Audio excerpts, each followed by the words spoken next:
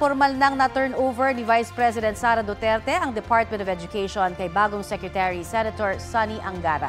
Detalye po tayo sa ulat on the spot ni Oscar Oida. Oscar? Yes, Connie, bago pa man ang turnover ceremony sa pagitan ni incoming DepEd Secretary Senator Sonny Angara at outgoing DepEd Secretary na si VP Sara Duterte, tinanggap muna ni VP Sara si Senator Angara sa kanyang opisina. Pinakilala rin ni VP Sara si Senator Angara sa ilang opisyal ng kagawaran. Pasado alas 10, sabay na pumasok ng bulwagan sina VP Sara at Senator Angara. Sa kanyang talumpati, mainit niyang tinanggap si Senator Angara sa DepEd family.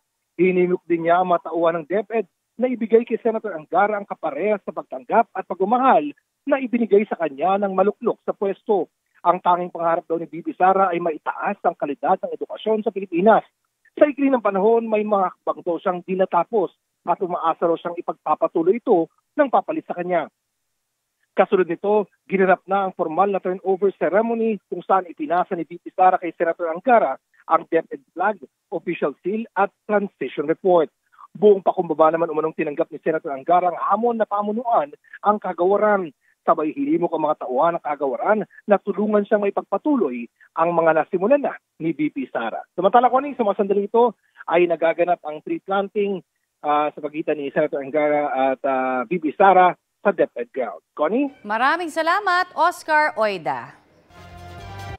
Kapuso, para sa mga maiinit na balita, mag-subscribe sa GMA Integrated News sa YouTube. Sa mga kapuso naman abroad, subaybayan nyo kami sa GMA Pinoy TV at sa www.gmanews.tv.